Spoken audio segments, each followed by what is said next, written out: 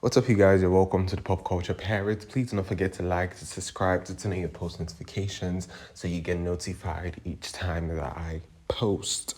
So let's get right into it. So Cardi and Offset are apparently in marriage drama again. Yes, again, they're in marriage drama again. So it all started when Cardi would post this screenshot from the messages that Offset sent to her. So the first message Offset sent her was, "Damn, you looked pretty." And then on another day, he told her to come over. And then she responded with, "I told you you're never getting this cookie again. And I mean that." Then Offset goes on talking about how he wants to smash and basically stated that if Cardi thinks that if she lets him smash, that she's going to be all over him and then she'll be obsessed with him all over again. And Cardi was like, no. And I think it's just blatant disrespect to text the mother of your children talking about, oh, yeah, I want to smash, or I want to smash, I want to smash, this and that. Basically, lost. It's always about sex, sex, sex. And he's treating her like she's just another stripper that he found in the effing club. Like, he's not sorry about all the ways that he's hurt her. He's not sorry about anything that he has done to her. The only issue in his head is how he wants to smash and he wants to do this and he wants to do that. And that's just absolute insanity to me. That's insanity to me. If he feels like this is the route he's to take, yeah, I want to smash, I want to do this. So I'm kind of happy Cardi posted these screenshots. But then Offset would respond to her because Cardi basically went on to say on IG Live and in a series of Twitter spaces that Offset was stalking her and he's obsessed with her. And yeah. So Offset would respond with a picture he took of Cardi in the party and said, "I took this picture, but I was stalking you, quote unquote." And he kind of nibbled a little bit, like he kind of ate that just a little bit. Because how you say he's stalking you, but then you're giving him or you're asking him to take pictures and even videos of you, but then allegedly he's stalking you. But that's not even where things get wicked. This is where things start to get wicked. So the party that Cardi and Offset allegedly met at, or they ran into each other at, was Offset's party. I don't know if it was strictly his party or he was just a part of the people who threw the party. But what I do know is that he was actively involved in the party. That is, if you were going to the party, you were going to see Offset for a fact. Like, if you're going to the party, you're going to be aware that Offset is at this party because he was just important or he was part of the people who organized the party. I don't know what the party was for. But then Offset would tag Cardi and say, "I DM niggas, don't make me post who you asked was at my party." So basically, Offset was saying that he gets word from people and Cardi shouldn't make him post about who she asked was at his party. So now there are two speculations. The first speculation is that Cardi was obviously asking about a man. She's single. She's a single mother, probably trying to get back into the dating sphere. So the first speculation is that Cardi was asking about a man. Now, the second speculation was that Cardi was asking about Nicki, like Nicki Minaj, because it would be, oh, is Nicki at the party, because she wouldn't obviously want to run into Nicki and stuff like that. But I personally am skeptical about that theory because you could not catch Nicki at an industry party. Like, you would never catch Nicki at an industry party. Talk more of an Offset industry party. Like, you would never catch Nicki there. So I do believe it's about a man, a man. I think it's about a man, a dude. Cardi was probably looking at a dude and trying to find out if he was at the party, and maybe that was the reason she actually attended the party, to meet said dude. But like I said, it's all allegedly, quote unquote. Anyways, back to the tweets. So basically, Offset told Cardi that she shouldn't make him post who you asked was at his party. And then this is where Cardi absolutely gags Offset. And I have to give her the credit for that because when I saw that tweet, my jaw dropped to the effing ground. Like, I was so gagged. So Cardi responded to that tweet with, "And I'm a post why I had to go to Taboo and not Bobby Trap, be ass nigga."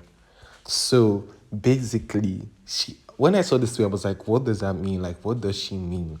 But She's basically stated that she's going to responding to Offset's tweet threatening her. She responded with, "Then I will post the reason why I had to come to the club you were at and not Bobby's trap." And here's the reason, Lil Baby. Lil Baby was at Bobby's trap. And Offset is scared of Lil Baby. Offset is terrified of Lil Baby. And that's why she called him a bitch ass nigga in the tweet. Because Offset is terrified of Lil Baby, and that was the reason why Cardi, I don't know why she couldn't go there, but that's basically the reason she was saying that she didn't go to the other side. That is the other club that Lil Baby was at, because Offset is scared of Lil Baby, and here's why. So this tweet's from 2022, and it goes, "Remember when Lil Baby's crew beat the brakes off Offset, stripped him, and he jumped in the P car? LMAO. Considering his mistress that he cheats on has been dragged all over his city, it seems like that couple is known for talking mess they can't back up." So basically, back, I think it was in, I think 2019, 2020, Lil Baby and his team allegedly beat Offset the F up. Like, they beat him up. And I can't touch the footage I saw because it's a big graphic and it's not clear. You can't really make out the faces. But if you look it up, you are absolutely going to find that video of Lil Baby beating Offset. And this is what Cardi was referring to with that tweet. That was absolutely what she was referring to. And it took me a minute to clock it, but the moment that I did, I was like, oh, that makes absolute sense. Like, she's gagging him on levels that are insane. Like, I actually have to sit down and think, she ate that. Like, she really did eat that. But anyways, so there's so much more going on with the couple. Like, they went on an entire rant, and I think the most embarrassing of it all, I think they're both just embarrassing themselves in different ways. Both embarrassing themselves. And we're just looking and talking and laughing. Because you know how Cardi posted that initial screenshot of Offset? So people on Twitter were trying to drag Offset. They were dragging him, not trying. They were dragging Offset and basically saying that, "Oh, you're embarrassing. Oh, you're begging for cookie. You're begging for sex. This and that, this and that." They were basically trying to troll and drag Offset. And then Offset responded with something that just made me be like, because I was like, oh, Cardi's doing such a good job. She's doing such a good job now going back to him on the basis of those text messages, even when he's begging for it. Like, she's doing such a good job because, like, I know what it feels like to be attached to somebody, but she's doing such a good job. Go Cardi, go Cardi. And then, oh my God. And then this happened. Someone responded to Offset's tweet saying, "You're the same person texting her, begging her to let you smash. LOL." And Offset would say, "And she lets me. Now what?" The embarrassment. For you to post a screenshot of this man asking you for sex and then basically trolling him, like laughing at him, and then you go and then you give it to him. And you actually, after making a whole fuss about how, oh, you're never getting it again, you're never getting it again, and then you go right back and then you embarrass yourself and then you lower yourself and you give it to him again. So he treats you like another stripper down the club. Like, it's so effing embarrassing. Like, literally so embarrassing. I'm so embarrassed for her because I thought that she was standing on business. I literally thought that she was going to stand on business. Literally. But anyways, so the drama is far from over. I really, really, really do hope they stop embarrassing themselves because this is not a cute look for any of them, for either of them. Like, this is just not a cute look at all. At all. Like, it doesn't look good. Like, it's embarrassing, it's trifling. And I hope they sort themselves out and act like matured adults. So, anyways, so a lot of female rappers went on tour this year, from Nicki Minaj to Missy Elliott, Doja Cat, Megan Thee Stallion, Glorilla. I think JT is currently on tour. Ice Spice had an incredibly controversial tour. So there were a lot of touring this year among the female rappers, and I think that's very, very impressive in itself that the women are now going on tours and selling tickets, each in their own capacity, like each on the level of their own stardom. So I think it's very impressive that people, the female rappers, are now going on tours. They're not necessarily world tours. I think Nicki was the only one who we could classify her tour as a world tour based on the amount of countries she went to and the fact that she's not done yet. But apart from that, in general, I think it's super, super impressive that the women are now going on tours and doing what they're actually supposed to do, which is selling music getting out shows, holding it down compared to their male counterparts. Let's not be that it's Nicki is the only one on par with the males. Like when it comes to stats, when it comes to selling tickets, Nicki is actually the only one on par with the males. Like she's the only female rapper in the top 10 grossing tours, hip hop tours of all time. Fine and good. But I think the women are doing decently for themselves. Nicki Minaj is like on a whole nother level. So I don't think we should always use Nicki to judge the success of the girls because they will never ever catch up. Like they will literally never catch up, and that's the gag about it. So I think we should judge them on their own level, on their own metric, and basically leave Nicki at where she's at. That is like she's on a whole nother pedestal compared to them. They're literally beneath her, and there's nothing that would. Hopefully, something might change that, but for now, nothing is changing that.